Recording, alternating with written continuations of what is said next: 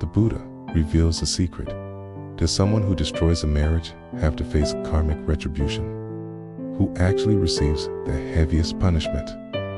People often say that the one who ruins a marriage will suffer severe karma.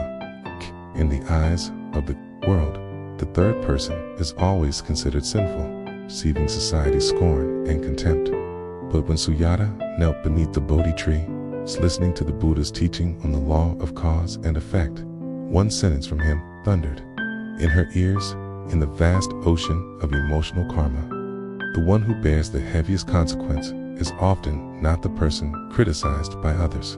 This teaching shocked Sujata, completely overturning her understanding of karma. So, who is it that truly carries the gravest karmic burden? What profound truth was the Buddha about to reveal, powerful enough to stir the human heart? One spring afternoon, Sujata, troubled in spirit, came to the Bodhi tree in the city of Savatthi. She was the daughter of a prestigious family. Her father, Subhuti, was a renowned scholar. Her mother, gentle and virtuous, had taught her since childhood to live righteously and with compassion. Gifted in literature, music, and the arts, Sujata was praised as a talented woman. But half a month ago, an incident deeply unsettled her. Her close friend, Lakshmi, had suffered a marital tragedy that made Sujata question the law of karma. Lakshmi, a noblewoman, was married to a wealthy merchant named Visam. They had once been happy, blessed with a son and a daughter, admired by all. But things changed when Visam met a woman named Maya Da. Maya was a famous courtesan, beautiful, talented in singing and dancing, captivating many scholars. Visam became infatuated with her, frequently visiting the brothel, and even paid a large sum to redeem her from that life. At first, Lakshmi thought her husband's actions were just a momentary lapse, and that he would soon awaken. She pleaded and wept, appealing to their love and their children. But Visam, self-bewitched, not only refused to return, but became harsher toward Lakshmi. He moved Maya into a separate house outside the city, spending every day there and rarely coming home. Worse still, he demanded to marry Maya as a second wife, ignoring Lakshmi's feelings in the family's honor. Lakshmi fell into despair, grew ill, and wasted away. Her family confronted Visam, but he was indifferent and even threatened divorce if she did not comply. News of this spread throughout Savatthi. People whispered some condemned Maya as a seductress who ruined a family, destined for karmic punishment. Others blamed Visam's betrayal, predicting his downfall. Everyone pitied Lakshmi, seeing her as an innocent victim.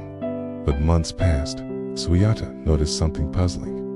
Maya not only avoided misfortune, but lived in luxury. Adorned with gold and silver, she had a fine house, while Visam's business prospered and his health remained good. Meanwhile, Lakshmi suffered, most physically weakened and spiritually shattered.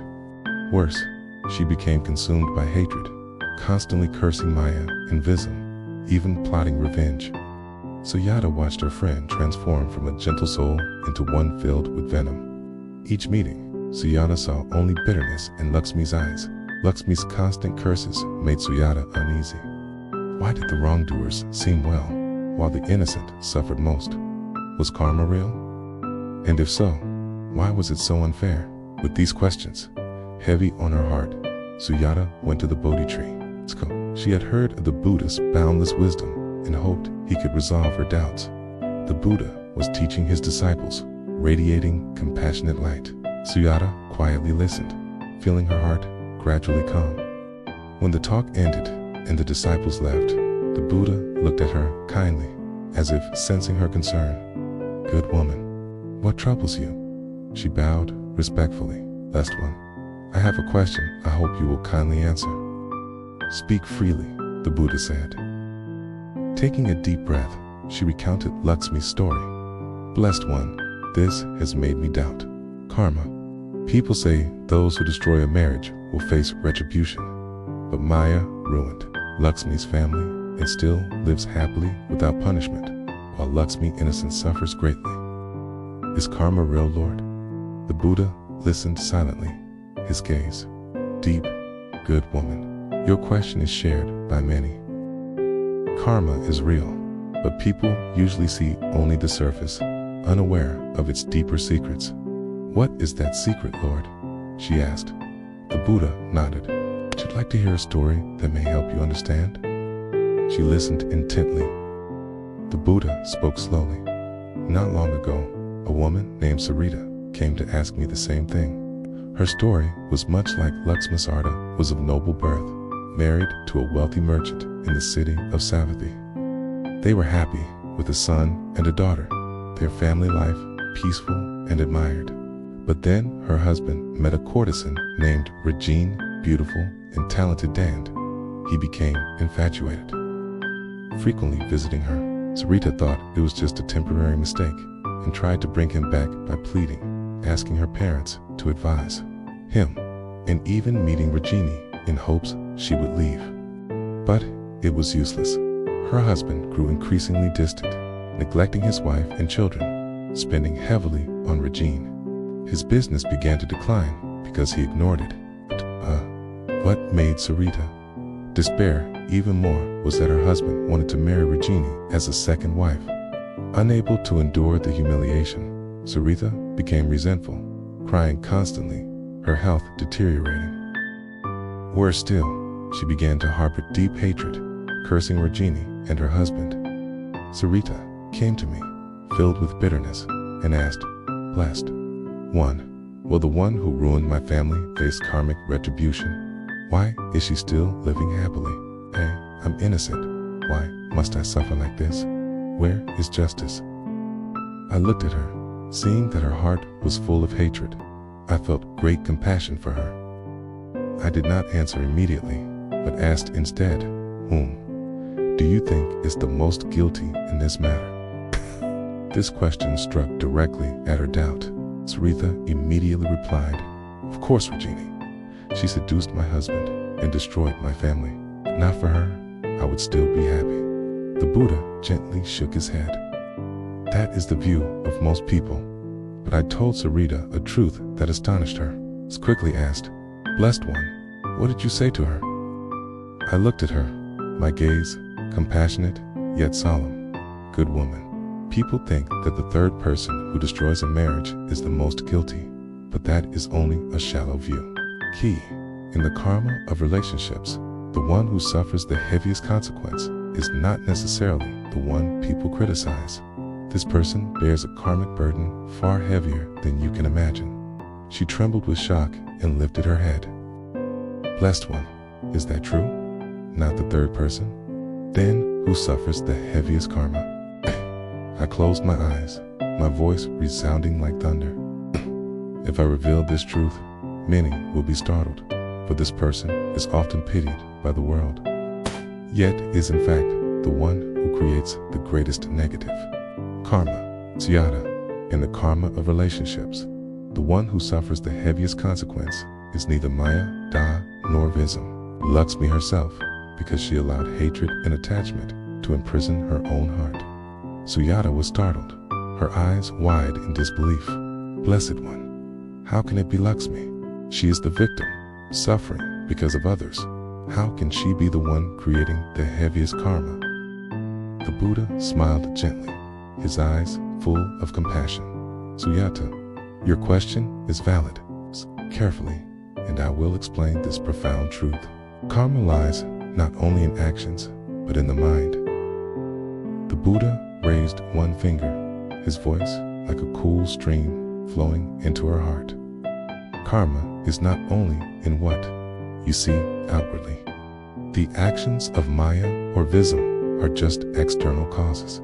The true karmic result is determined by how Lakshmi responds in her heart. Suyata folded her hands and listened intently. As the Buddha continued, when Lakshmi allowed hatred and resentment to rise, she bound herself in a vortex of suffering. Every curse, every thought of revenge is an evil seed she planted in her own consciousness. These seeds not only harm her now, but will bring heavy karmic consequences in the future. Hatred can never extinguish hatred, only multiplies suffering. Attachment is the root of suffering. The Buddha raised his second finger. Kesme suffers not because of Maya or Vism's actions, but because she clung to the idea of a perfect family, her husband's love, and her own honor. When those collapsed, she refused to let go, holding tightly to her pain until it turned into hatred. Attachment is the fire that burns the heart, making her suffer more than what others cause. The Buddha's gaze deepened. Though Maya and Vism acted wrongly, if they live without hatred binding them, their karmic burden is lighter. But Lakshmi, by allowing hatred to control her mind, has built a prison within herself, trapping herself in endless pain. Blessed one, so you mean that the one who suffers the most is also the one creating the heaviest karma because she cannot let go? Suyata asked. The Buddha nodded. Exactly. People often think those who commit wrongdoing will bear the heaviest retribution, but they forget that the mind is the root of all karma. A person, even if hurt, who can let go of hatred and keep a pure mind will not create more negative karma. But if they allow hatred to dominate, they push themselves into a whirlpool of suffering that may last through many lifetimes. The Buddha raised his third finger, Siyata. The deepest truth is compassion and letting go. True compassion means not only forgiving others, but also forgiving oneself.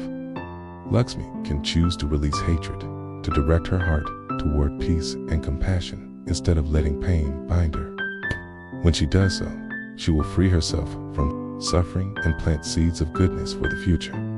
The Buddha pointed toward the Ganges River, flowing quietly. Look at this river. The water flows endlessly, not clinging to the banks, not holding on to any drop. Even when rocks block its way, it flows past without resentment. True compassion is like this: loving without clinging, forgiving without binding. When Lakshmi learns to let go like the river, she will find peace no matter the circumstances. They told Sarita the same words. At first, she could not accept them, thinking that forgiving Rajini was unfair. But I told her, Sarita, if you continue to hold on to hatred, you will not only harm yourself, but also your children and those around you. Okay, hatred is a poison you drink yourself, wishing the other to die. Hearing this, Sarita began to reflect. She learned to let go not for Rajini or her husband, but for herself. She recited sutras, practiced meditation, and helped the poor in Savatthi. Gradually, her heart became lighter, her hatred dissolved. Though her family was not as before, she found peace within her children. Feeling their mother's compassion, grew up blessed. Suyata bowed, feeling enlightened. Blessed one, I understand now. It's the one who bears the heaviest karmic burden. Is not the wrongdoer, but the one who lets hatred and attachment imprison their own heart. Compassion and letting go are the path to liberation. The Buddha smiled, his gaze embracing the whole world. Suyata, you have seen the truth. Karma never errs, but it does not operate as people think. A person, even when harmed, who can transform their heart, will dissolve karmic obstructions. But if they cling to hatred, they create more suffering, heavier than what others caused. The spring sunlight gently filtered through the Bodhi leaves, bathing the monastery in golden warmth. Suyata rose and bowed deeply to the Buddha. Her heart felt as light as a lotus blooming on the water. She realized that Lakshmi's story was not just a personal tragedy, but a lesson for all. Karma lies not in what others do, but in how we face it. Those who once condemned Maya or pitied Lakshmi now, through the Buddha's teaching, understood a deeper truth. The one most heavily burdened is not the third person or the unfaithful husband, but the one whose heart is chained by hatred. Compassion and letting go, like the Ganges' endless flow, lead beings across the sea of suffering to the shore of enlightenment. The story ended, but the light of wisdom in the Buddha's words continued to illuminate the path for those seeking peace and liberation.